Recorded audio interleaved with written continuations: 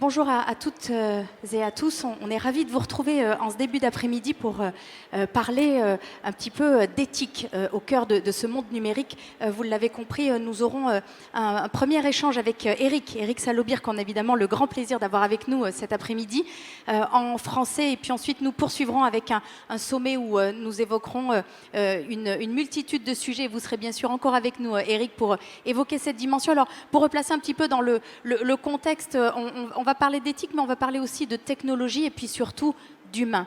Replacer l'humain au cœur de ces enjeux et de ce monde digital qui est en train d'évoluer, qui évolue extrêmement vite. Évidemment, la question de l'éthique, de que veut-on faire, que fait-on et quel est ce monde finalement qu'on souhaite reprendre, dont on souhaite reprendre les rênes finalement, et c'est bien de cela dont il s'agit aujourd'hui.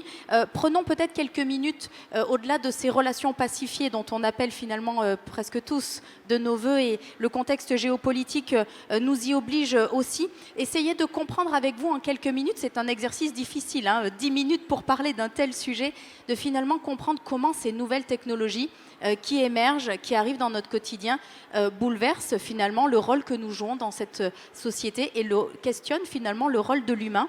Je fais référence évidemment à l'intelligence artificielle, notamment bien sûr l'IA générative.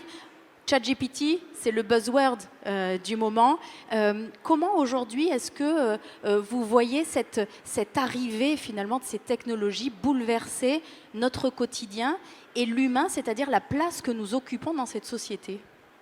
Alors, bonjour à tous, merci de m'accueillir ici.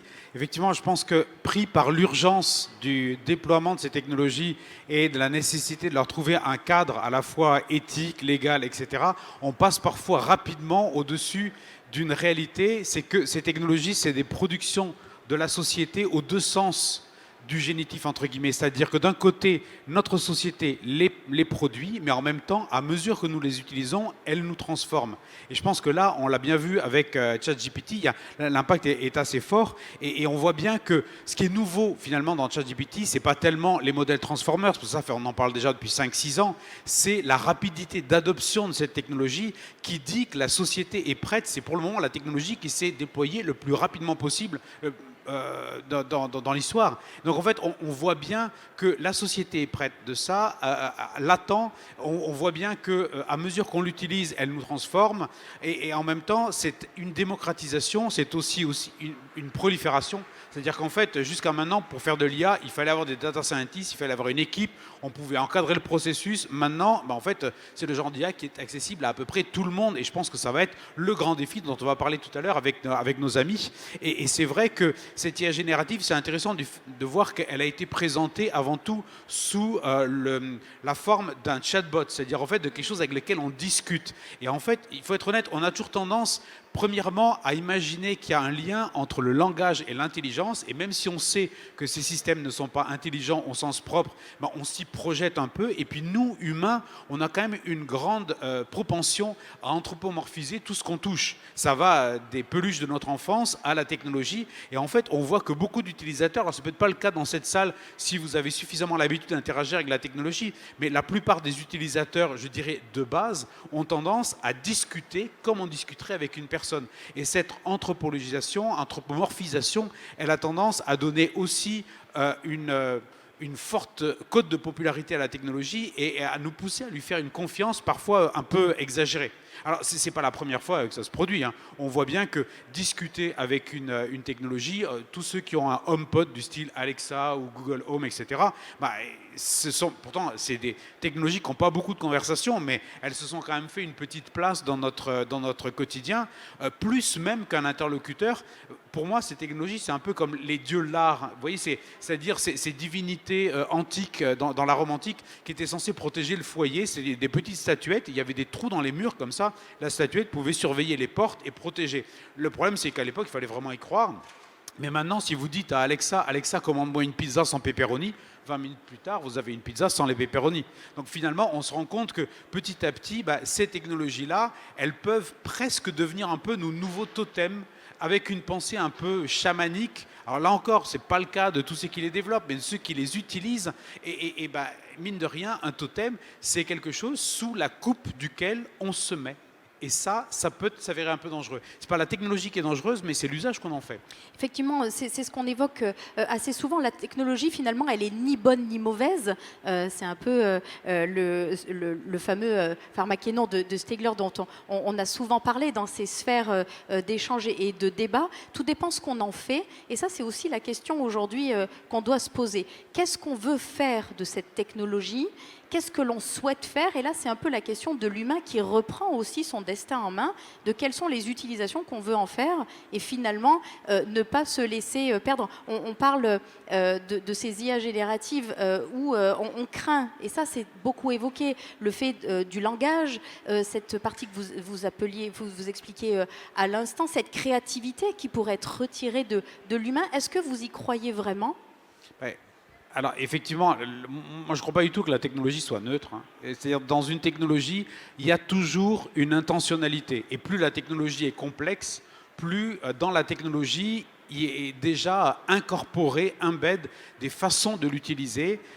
Et en fait, on se rend compte que by design, et ça on pourrait y revenir tout à l'heure, il y a déjà beaucoup de choses qui sont présentes. Après, tout va dépendre de l'usage qu'on va décider d'en faire. Est-ce qu'on va décider de remplacer un humain ou au contraire de l'augmenter, entre guillemets, de lui donner du pouvoir? Ça, c'est des choses qu'on évoquera tout à l'heure, mais je pense qu'effectivement, ce ne sont que des décisions de management, ce ne sont que des décisions humaines, et c'est jamais la technologie qui rend un humain obsolète, c'est un humain qui rend un autre humain obsolète ou qui décide qu'un autre humain est obsolète en utilisant la technologie. Alors si on en vient à la question de la créativité, c'est vrai qu'on voit des IA génératives comme ChatGPT, mais il y en a d'autres comme DALL-E 2 ou Midjourney par exemple, qui peuvent générer des images, et on voit que ça a déjà largement bousculé le monde de la photographie, de l'infographie, de la création graphique, même des arts. Et effectivement, on avait l'impression jusque-là, enfin, il y a quelques années, peut-être on vous a dit, si vous voulez jamais être en compétition avec une intelligence artificielle, ayez un métier